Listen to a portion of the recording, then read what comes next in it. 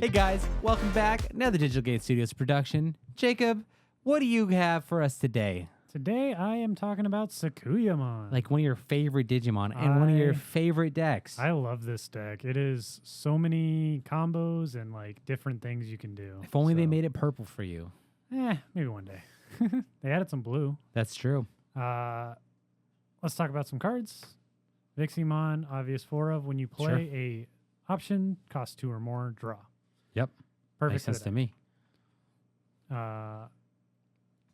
We got 4 copies of EX2 Renamon. On play, it searches for your Digimon in line and for specifically named Rika Tamer. Inheritable is the best part. When you use an option of the same requirements, draw a card. I love how much they put on that Renamon card. Yeah, I love the art on this too. That's good. Another copy of a Renamon. We have this one's from BT10. It's the on-play search for a plugin and a yellow tamer.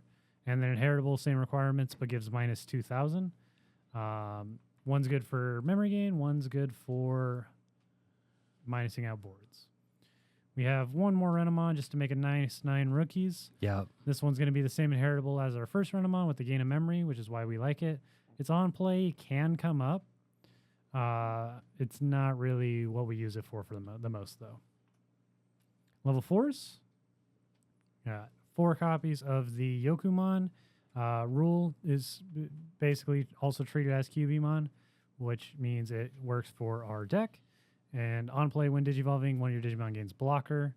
And inheritable for the same, give minus 2k. Yeah. Then I'm playing only 3 copies of the BT10 Cubimon. This one has no inheritable, which is pretty bad. Quite unfortunate. Its Wind Digivolving skill is really good, though, of either returning a plugin to hand or pitching a plugin from hand to draw 2 cards. Makes a lot of sense. And then just to round out the level 4s, we do have our one hybrid. Really good at getting game. It's not going to fit up there, so we'll put it down here. Really good at getting game. Not much else to say about hybrids.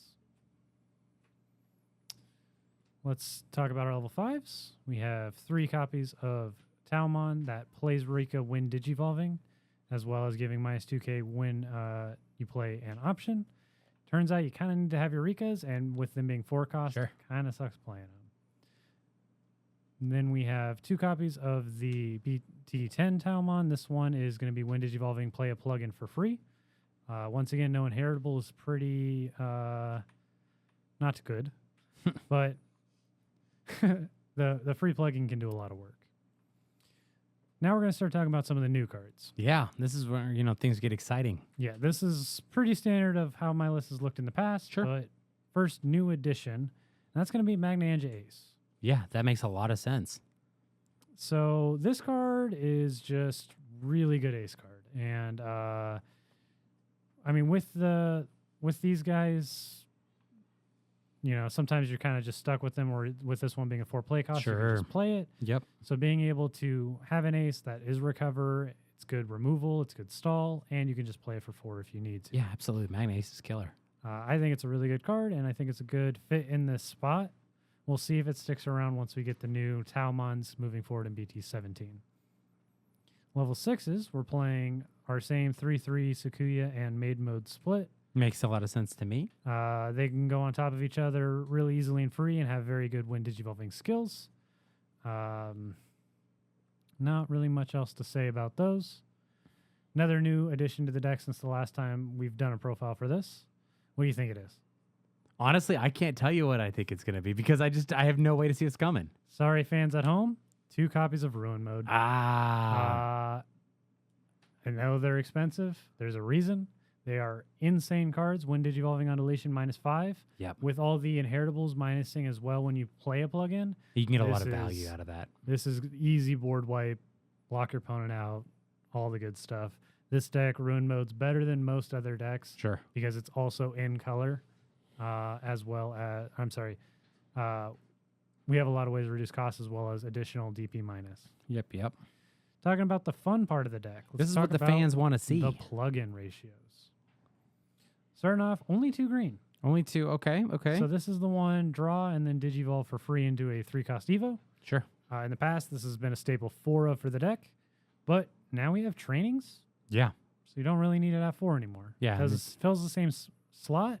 However, you can use this when attacking with the Rikas or when digivolving the Talmon, so it's still a very worthy inclusion. We do have 1/1/1 of the next 3. That's going to be offense, high speed, and defense plugins. Security attack, jamming can't be blocked, blocker reboot can't be deleted till end of turn. That's pretty solid. I really like having this tech package. For a while, I kind of just went, green and the next one, which we'll talk about in a second. And I found myself kind of missing them. It's really nice to be able to dodge blockers. Sure. Really nice to be able to get the extra checks. Really nice to be able to block. So that one you can't be deleted by effects, though, right? The black one, yes. Yeah. So would you make an argument to play more so that I would. way? The only problem is the 5 cost if you're not playing it for free. Yeah. And the other problem is finding room. Sure, Because sure. I really like having 3 of this next one, and that's going to be the newest Pause Plugin P. This There we go. card is our removal, and it's a plugin, which means not only can we do what we used to need to play Megalospark for, now we can do it for free. Additionally, the security effect on this is so good. Minus 6k and go to hand. Yeah, it's pretty good. Playing it off maid mode, it's minus 6, go on to security, out of security, minus 6, go to hand, play it again. Yeah, that's pretty solid. I don't know. This alone, with the maid mode and the ruin mode, Yeah. you end up with so much security, and a lot of it is very threatening like this. Yeah. The amount you can DP minus, by the way, is like 6 plus 3 plus maybe 2 to 4 more, and gain a memory draw card is absolutely insane. I've been able to minus out level 7s like it's nothing in this deck. And that's before even including the ruin mode. Then we have 4 copies of physical training. That makes so much sense. What I love about this card is not only is it a training, which makes it very good in any deck, but it's a 2 cost. It's a 2 cost, yes. So yes. my favorite turn 1 is we'll go like Renamon, Yokumon, and the Raising. Turn 2, we push out. Then we play our training. Most decks you want to play turn 1, but playing it in turn 2, we get a memory back and we get an additional draw. So we'll search 2, take 1, and draw 1. That's amazing. The card advantage here is phenomenal. I think with this deck, I consistently end up with a hand size about that big. It looks like a book. 20 plus cards in hand. Have to play this as a 4 of Rika. This card's not going anywhere. It lets you play all these wonderful, fun options for free. And it is also a memory setter. Yeah. The only issue with it is it's a 4 cost, but we do have ways of getting some of them cheap, plus you'll find some in security. Sure. You really only need 1, but the more the merrier. You can never have too many Rikas on board.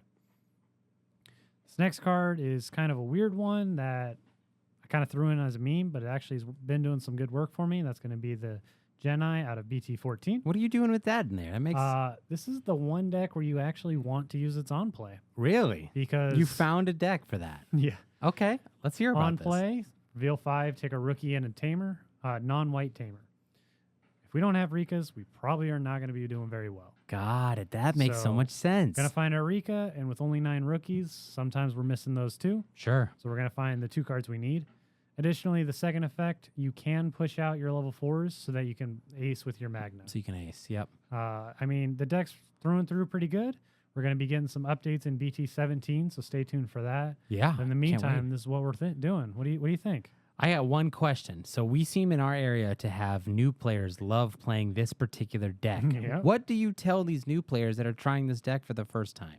Keep practicing. Keep practicing. This I deck mean, takes a lot of practice, This huh? deck, there's a lot of consistency issues with it, so it's easy for people to get frustrated and drop it. Sure. But in my opinion, it is one of the funnest decks to pilot. Yeah. Because it can do so much Sure. if you have the right pieces. I mean, there's a card in here of every color and a card in here of every strategy. I mean, the deck, if you get the right setup, you can go, 2 checks jamming, restand, 2 checks jamming, into maid mode, kill something, swing, Yeah. I mean, the amount of removal and aggression you can get with the right hand is very good. But unfortunately, it is lacking a little bit of consistency that I think kind of turns people off to the deck. Sure. So stick with it, try it out, find all those fun routes. It's a lot of fun to play. Absolutely. Guys, thank you so much. Stay tuned. As always, like, comment, subscribe. You know how it is. We got a brand new Discord. Jump in there. Ask Jacob himself if you have any particular questions about how to master Sakuya. We'll see you next time. Thank you so much.